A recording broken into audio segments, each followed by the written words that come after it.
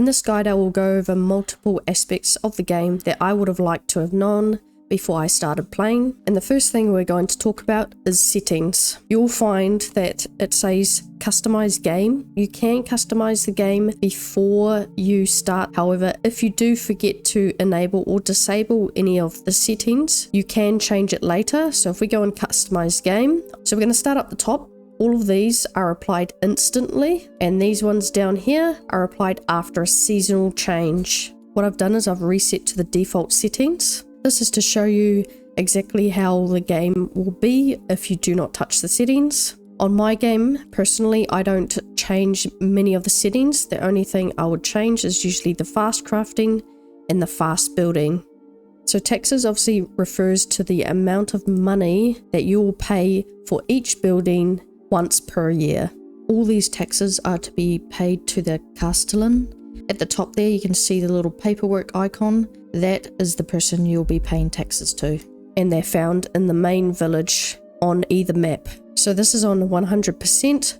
Obviously, if you increase this percentage, it will increase the amount of taxes you have to pay. Building limit. This refers to the amount of buildings you can build in the game.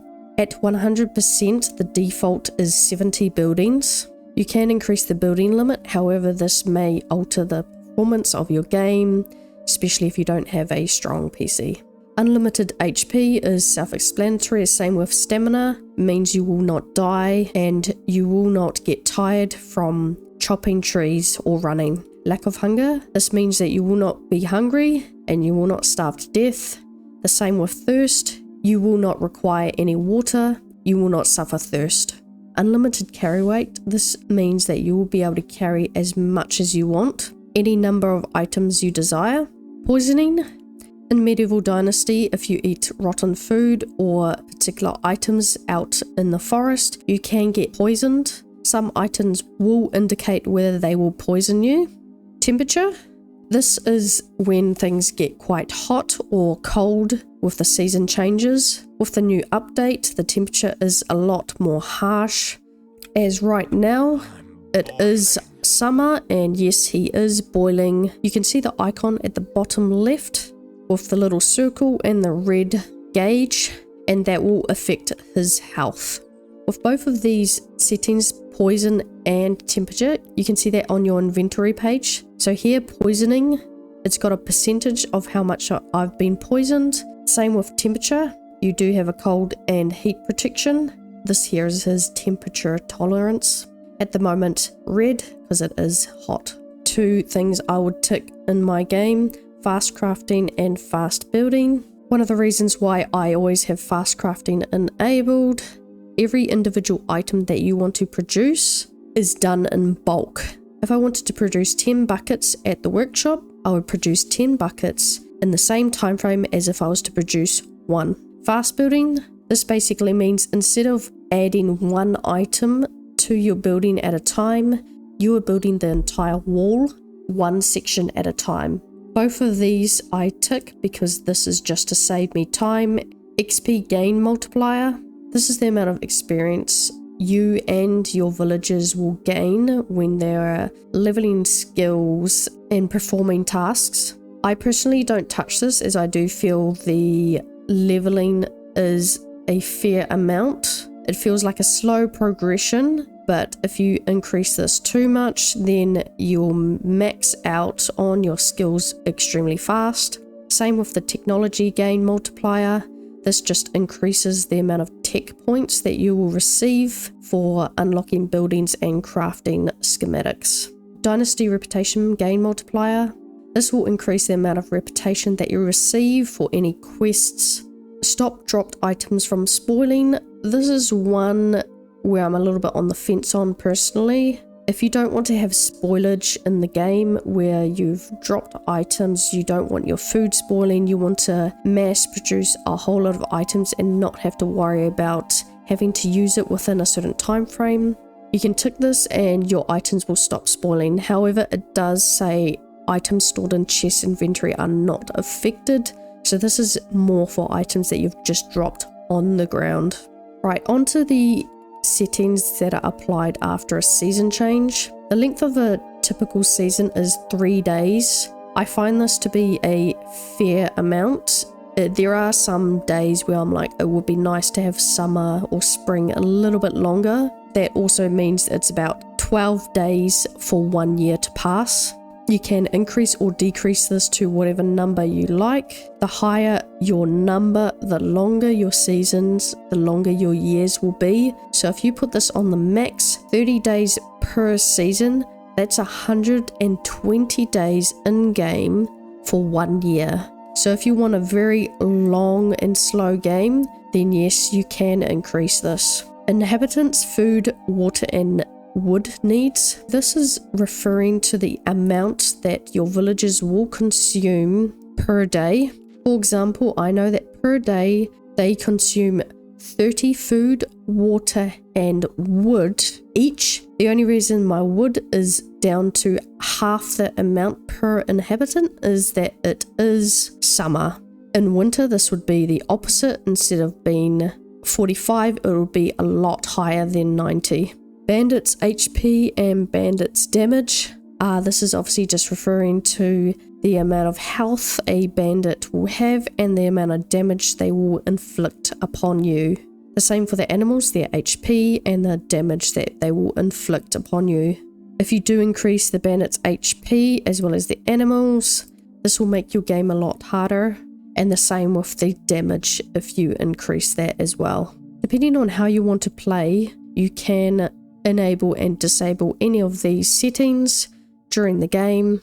For example, if you're into building and you do not care about the survival aspect of Medieval Dynasty, I would recommend enabling unlimited HP and stamina, as well as getting rid of your hunger, thirst, having unlimited carry weight, as well as not having to worry about poisoning and temperature. Same for the HP and damage for bandits and animals. You can decrease that to a point where you can have a one-hit kill for your bandits and your animals to make the game a little bit easier. One of the first things you'll notice when you first join Medieval Dynasty and you start collecting items, the carry weight for your character is quite low. In reality, you would not be carrying 20 logs, but for a game where you are primarily building and crafting, the carry weight can be a bit of a pain in the ass. So one of the first things you want to do when you start a game, and if you are not enabling unlimited carry weight, if you're on the Oxbow map, I would recommend coming to the marketplace and go to the lady that sells all the other linen items, which is this stall here, and that's our lady. One of the first things you want to buy in order to carry more is the large pouch, which increases your weight limit by 10 kgs. It does cost 390 coin, and you also want to get the simple large backpack, which increases your weight limit by 20 kgs, which is 480. So if you do only get one of these at the start of the game, get the large backpack. This will mean that you have an additional 30 kgs total added to your base kgs. It does say infinite for mine. The standard weight that you can carry for your person is 35. With the simple large backpack and the large pouch, you will have a max of 65 kgs. If you think you don't have enough money to buy the pouch or the backpack, I would recommend going straight into this house. There is a chest inside, and you will find that they have 500 coins in here. An additional tip with seasonal changes, anything that you've found will be replenished at the start of a new year, including anything found at abandoned buildings. Which brings me on to my next item, which is looting. So as you can see, you can loot someone's chest inside their house, but you can also loot anything that you find in the wilderness. So this includes abandoned buildings as well as any encampments that you find. So we're going to head over to this abandoned building.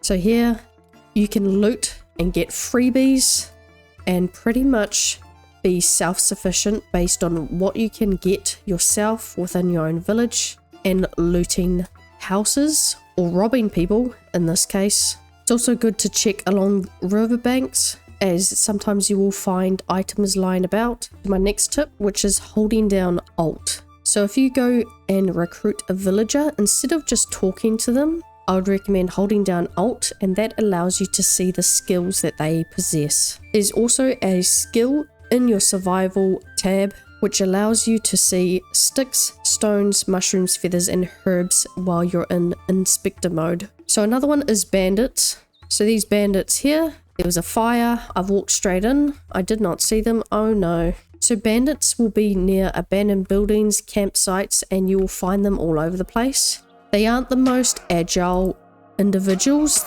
so we got some dynasty for killing them as well. And they are dead, but they've hit rigor mortis straight away. So we're going to steal their apples and their roast meat from their standing bodies. So bandits can be a danger to you when you do explore, but they do provide looting opportunities, as well as you get dynasty for each bandit that you kill.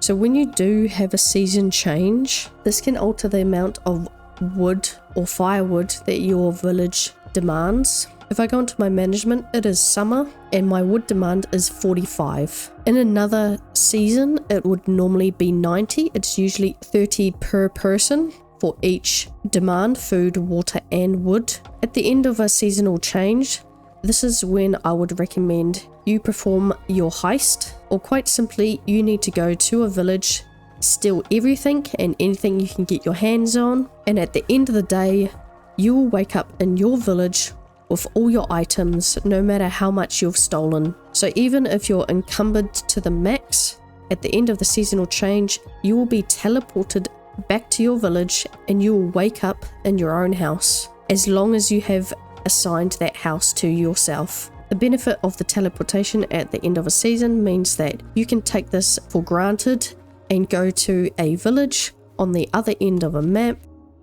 In addition to the amount of wood demands that you have per villager during a different season, you can also go to your demand control and you can go over to the food items, water items and wood items and control which items you want them to consume to supply their food, water and wood. For example, for wood, I have them consuming the firewood, but I have ticked off sticks, logs and planks. So that means if they run out of firewood, they will not use my sticks, logs and planks to consume for their wood use. The same goes for the water. You can tick any items on this list if you do not want your villagers to consume it for their water demand. This is a way of controlling what they consume so that they do not consume items that you're using for production or any items that you wish to sell. The same can be done for the food. I've mentioned this in a couple of my other videos, but all storage buildings that you have built, everything that is placed in this chest is accessible from another resource storage. No matter where I place my resource storage, whether I put one here, and if I put one on the other side of the river, anything I place in one resource storage will be accessible in the other. This is also good for all your villages, as everything in the resource storage and the food storage is accessible to your villagers. Once you start producing items, your villagers will grab those items from the storage themselves, as each villager only has access to the resource storages and the personal chest in their house. All food placed in a food storage will be accessible in another food storage that I place elsewhere. A good tip is that if you sell a lot of items, I would recommend placing a resource storage close to the entrance or as close as you can get to a neighboring village so that you can grab the items and sell them quickly. When it comes to spoilage, the best thing to do with your food is to put it in the food storage, as all items put in the food storage will spoil at a rate significantly less than food that is left in your inventory. For example, I have an apple that has been sitting in my inventory and it's at 63%. Once this apple goes red, that means that if I ate the apple, then it will poison me. In order to maintain the condition of the apple, I'm going to put these in the food storage. Let's talk about houses. So when it comes to houses, You've got 3 houses: the simple, small, the simple house, and then just the house. Depending on which house you build, simply changes the number of people that can stay within the house. However, each house can only have 1 female and 1 male, and the remaining capacity is for their children.